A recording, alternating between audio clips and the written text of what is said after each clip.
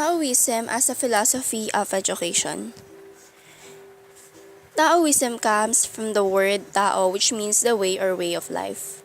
In principle, Taoism suggests not striving for the best, which theoretically is never attainable, just accept good enough and be contented and happy.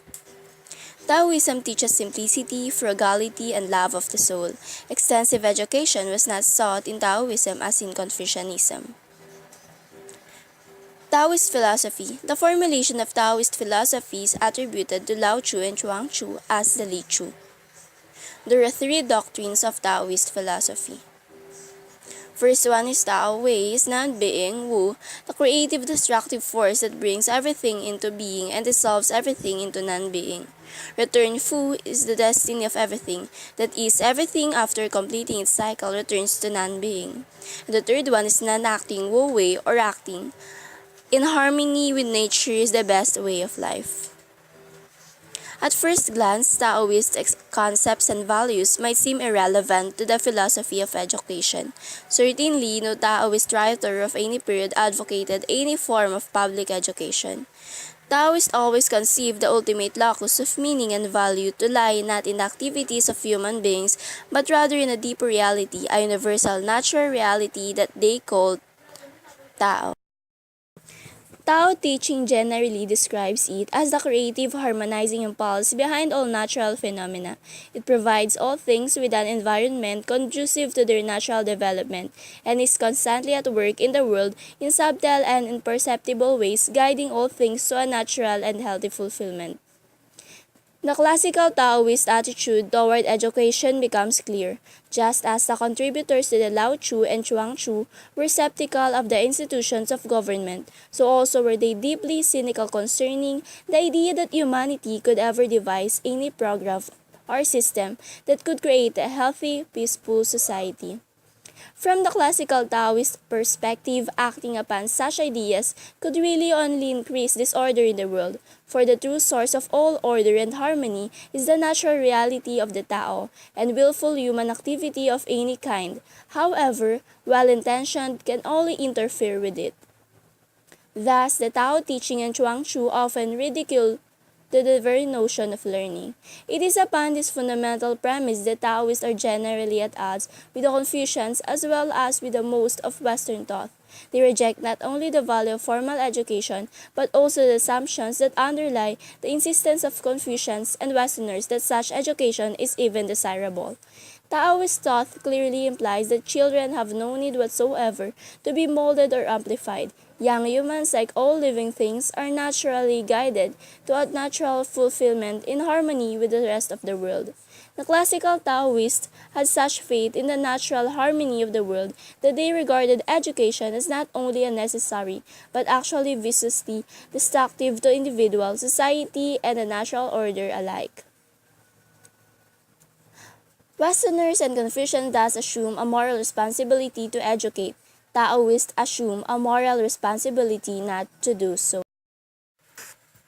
While the classical Taoists would have no use for any policy of organized schooling, their writings are nonetheless replete with models for education in other senses.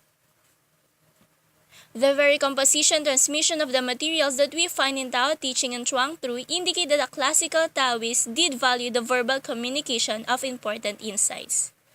When the contributors to those texts disperse learning, what they are rejecting is any deliberate effort to induce an artificial transformation that would turn us yet farther away from our inherent harmony with each other and the world around us. But in the other sense, the classical Taoists clearly did agree on the need for some form of instruction, for they insist that most people embrace deeply misguided ideas about life. The Taoist classics and later Chinese literature as well are full of stories of wise people who helped disabuse others of such deluded ideas. In so doing, these wise individuals help others follow the Tao by guiding them in a healthy direction. Thus, there is an abiding Taoist ideal of assisting others in a profound personal transformation, generally described as the attainment of true wisdom.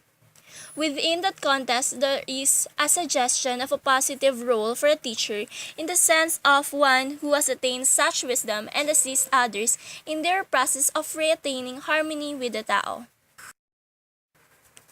Like other philosophies, Taoism has also goals. First is integrating the socio-political order with the deeper forces of the world and enhancing the physical and moral well-being of individuals for both men and women. More particularly, Taoism assumed that such people would be self-selecting.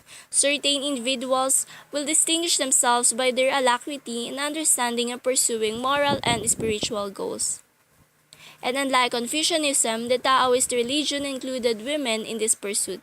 Stories abound of men and women of exceptional perception and dedication who succeed where others fails.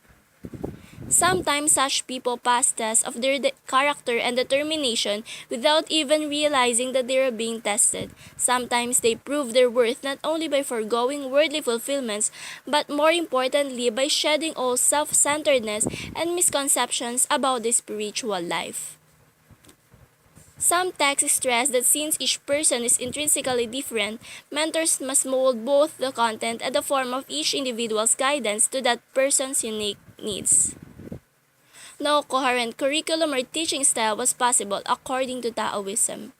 Taoism never formalized the master-student relationship or even insisted upon its necessity. Aspirants of sufficient talent might need little more than an occasional gentle nudge, and sometimes Shen provides such assistance without anyone even knowing it.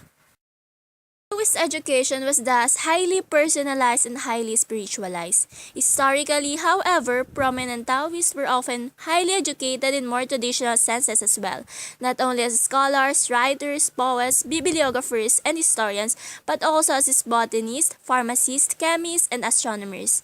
The Taoist life was thus understood not as an alternative to all other human pursuits, but as a path toward the holistic unification of one's personal reality with all that is truly, really, and valuable, and encompassing both society and natural world. Thank you for watching.